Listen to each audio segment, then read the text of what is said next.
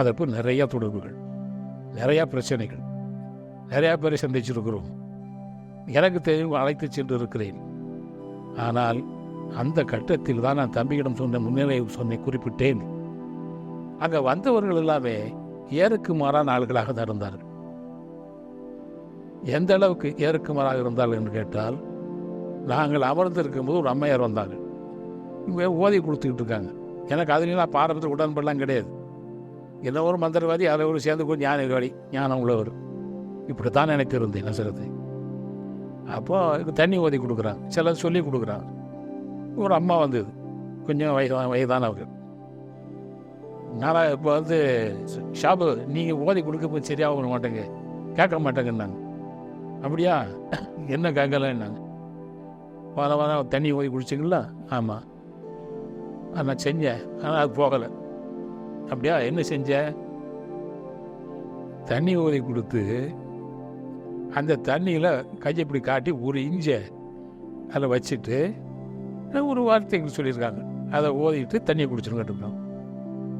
இந்த அம்மா இப்படி கையை காட்டி ஒரு இஞ்சின்றாங்கல்ல, நான் நம்பி ஒரு இஞ்சி எடுத்துகிட்டு வந்து முக்கிக்கிட்டு இருந்திருக்கு. இந்த ஒரு இஞ்சிங்கிறத கவனிக்காம ஒரு இஞ்சி தூக்கி முக்கிடுது. நான் முக்கி குடித்தேன், ஒன்றும் கேட்கறாரு. இல்லை, முக்கி குடிக்கக்கூடாது, இல்லைன்னா மேலே கிழக்கெல்லாம் போட்டு ரசம் போட்டு குடிச்சிருக்கணும் அப்படின்னு அசல் சிரிச்சுக்கிட்டே சொன்னாங்க. இஞ்சி யாருமா கொஞ்சம், நீங்கள் தான் ஒரு இஞ்சி நீங்கள் என்னது, ஒரு இஞ்சி நீ இந்த கையை காட்டினேன், அதை பார்க்கல, நீ இஞ்சியை தூக்கி வச்சுருக்க. அப்படி இந்த மாதிரி இருப்பவர்கள் தான் அங்கே இருப்பார்கள், அல்லது ஏருக்கு மாறாக இருப்பார்கள். அறியாதவர்களுக்கு இது ஒரு உதாரணத்தை சொல்லுகிறேன். வந்தவர்கள்ட்ட இதெல்லாம் பார்த்துக்கிட்டு எப்படிப்பட்ட ஆளாக இருந்திருக்கிறோன்னு. ஒருத்தனாக நல்லவன் பெரியவன் இல்லை, எங்களை புடம் போட்டு ஆளாக்கினவர்கள் அசர். அந்த உதாரணத்துக்காண்டி சொல்லுவானே, ஞானம் தேடி வரவில்லை, ஆனால் எங்களுக்குள்ளே ஞானத்தை விதைத்தார்கள். அசத்துடைய பெரிய பண்பு தான், மானுட பண்பு தான். ஞானத்தை தேடி வந்து ஒன்று கொடுக்கறதில்ல, மனிதனுக்கு ஞானத்தை தரணும்னு முந்திக்கிட்டு வந்தவங்க. அங்கே நாங்கள் சந்தித்த பழைய ஆள்கள் போல இப்படி தான் இருந்தோம், இப்படி தான் இருக்கிறோம். எங்களுக்குள்ள தப்புகளும் நடக்கலாம், சரியும் இருக்கலாம். எதா இருந்தாலும் அசரத்தில் மறைச்சது கிடையாது. நான் திருமணம் பண்ண முடிவு பண்ணேன். எல்லாத்தையும் அந்த காலகட்டம் அசரத்தையும் பார்க்குற காலகட்டம், அண்ணாமலை விட்டு வெளியே வந்து காலகட்டம். அசரத்தை நான் சொல்லலை. அப்போது சொன்னேன், கல்யாணம் லெட்டர் முடிச்சு போட்டு இப்போ அசரத்தை போய் பேசினேன். அதாவது இந்த மாதிரி பண்ணுறேன் அப்படின்னு. அப்படியா, சரி, அதுக்கு ஒரு பேரை கொடுங்க அவளுக்கு, ஏன்னா நம்ம சமூகத்தை சேர்ந்தவர்கள் இல்லை, ஒரு பேரை கொடுங்கன்னு கேட்டேன். அப்போ அது நான் ஒரு பேரை சொன்னேன். அது உங்களுக்கு நல்லதான் கூட இருக்கும். எனக்கு இந்த ஃபரிதாக பேர் ரொம்ப பிடிக்கும், என்ன இயல்பில் இருக்கும்.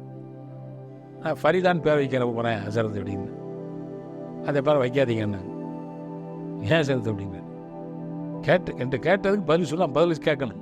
ஏன் எதுக்கு கேள்வின்னு என்கிட்ட கூடாது, கேட்கறது தெரிஞ்சுக்கலாமா, அது தெரியும். அப்போ ஒரு பேர் சொன்னாங்க, பெருமானார் அதிஜா நாச்சியாரை பிரியமாக கூப்பிட்ட பேர் அது, அந்த பேரை வச்சுக்கிடுங்க அப்படின்னா சரின்னு வச்சுக்கிட்டேன். பின்னால் ஒரு முறை நான் ஒரு பேரை சொன்னா சொல்லலாம், ஃபரிதாங்க பேரை வைக்காத ஏன் சொன்னாங்கன்னா, ஃபரிதாங்கிற பேர் உச்சரிப்பில் நெகட்டிவ் இருக்குது தம்பி. ஹசரத் என்னிடம் சொன்னது, எங்களிடம் சொன்னது, அந்த இல்லற வாழ்க்கை சரியாக அமையாது. உங்களுக்கு தெரிஞ்ச ஃபரிதாக்கள் இருந்தால் எண்ணி பார்த்து நீங்களே கணக்கு போட்டு பார்த்துக்கிட்டங்கன்ட்டாங்க. அதுக்கு பிறகு தான் எனக்கு தெரிஞ்ச ஃபரிதாக்கள் எல்லாம் கணக்கு போட ஆரம்பித்தேன். அசல் சொல்லு வாசமாக தான் ஏதாவது ஒரு சிக்கல் இருக்கும்.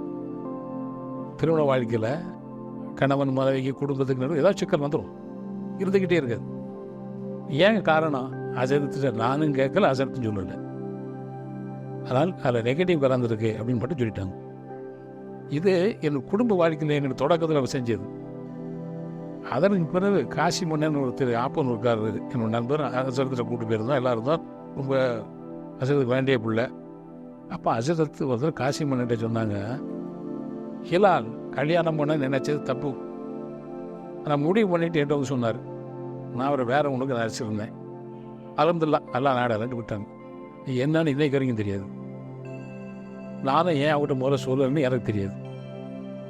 அவங்க சொன்ன வார்த்தை இதுதான், காசி மன்னன்ட்டு. காசி மன்னன் என்ன பார்த்தாங்க, நான் காசி மன்னனை பார்த்தேன். அது மேலே அசரத் வந்து பேசலை. இது அவங்களுடைய ஹசரத்தோட பர்சனலாக எங்களுக்குள்ளே நடந்த உரையாடல். இப்படி சம்பவங்கள் இருக்குண்டு.